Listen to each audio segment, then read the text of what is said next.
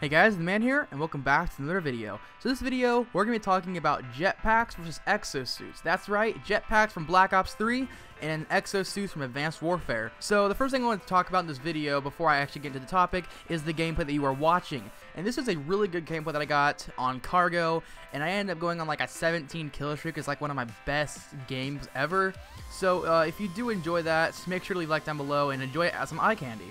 So, another thing I want to mention before I start off the video is that if you do hear thunder and lightning and raining, well, you can't hear lightning, but if you do hear thunder and raining, I do apologize. It is raining really hard outside right now, and I just don't want you guys to wonder like what that is. So if it does disturb the video, I do apologize in advance. So into today's topic, jetpacks versus exosuits. So, jetpacks for Black Ops 3 are very different from exosuits in Advanced Warfare. What jetpacks do, they kind of make you like soar through the air and like glide over like a big gap or like just somewhere else. It's kind of like a glide and like you're soaring. With exosuits, you can stay in the air for a couple seconds and like change directions and dodge and all that kind of stuff. And it's like really like fast paced and like crazy, and you can do all this in like a matter of like a second. So with exosuits, it's a lot more like it's like a lot more crazy, and with jetpacks, it's like more of like a soaring, calm kind of movement. In my case, exosuits have kind of made it really difficult to win a gunfight in Advanced Warfare, and what I mean by that is that, okay, let's say I'm shooting at somebody, and they decide to jump up in the air and exo dodge, and then they're out of sight, and it takes me a second to find them because they could be above me, to the right of me, to the left of me, or already behind me. So it just makes it really hard because they're flying all over the place, and it just makes it really hard to win a gunfight because you can't really tell where they're at.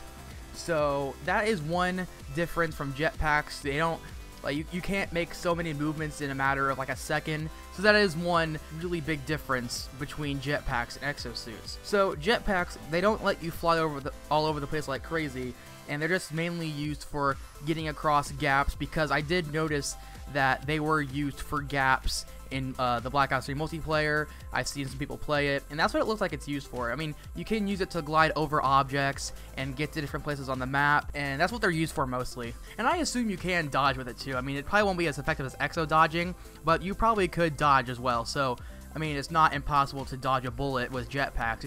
It's not as easy as an exo dodge. So with exosuits also came exo abilities, and I actually found exo abilities really useful in Advanced Warfare. I don't know if I'm the only one, but I actually found it really useful. I did enjoy most of them, and my favorite was the exo cloak, and you've probably seen me do that in some of my gameplays a couple months ago or maybe a month ago, whenever I did upload it.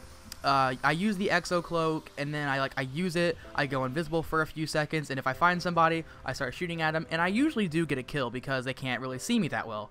So that is probably like the only one positive thing about exos are the exo abilities, because as far as I can tell from the community with Call of Duty and stuff like that, people don't really like exosuits, and they don't want it to be in Black Ops 3. So I do find exo abilities to be the one useful thing in Advanced Warfare. So back to jetpacks. The one thing I noticed about jetpacks in Black Ops 3, there's a white bar on screen that comes up whenever you make some kind of movement with the jetpack. So if you're flying across a gap and you're actually flying across that, you'll see a white bar pop up, and the more you move with it, the smaller the white bar will get, and then it'll eventually run out.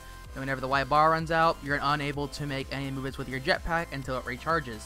That is one thing to note about the jetpacks in Black Ops 3. It pretty much shows you how long you can fly, and then whenever it's out, you stop and you have to wait for it to recharge. So if I were to choose a winner between jetpacks and exosuits, I would say jetpacks would win, because jetpacks do change the game, but they don't change it to the point where it's like exosuits. I mean, they don't completely change how you play. I mean, they kind of do, but not in a way where like it can be between a game winner or a game loser. It just changes it, and it's kind of fun. And I think that jetpacks are a lot better than exosuits. But tell me what you guys think down below. I'd really like to know your opinions on that. What do you think would be better? What is your favorite thing about the exosuits or the jetpacks? Whatever you did notice, tell me down in the comments below. I'd love to hear you guys' opinions. And yeah, if this video could hit 5 likes, that'd be awesome. I really do appreciate you guys liking the videos, leaving comments, and subscribing. So yeah, if you did enjoy this video, leave a like down below and subscribe if you're new. If you're DanTehMan, thanks so much for watching.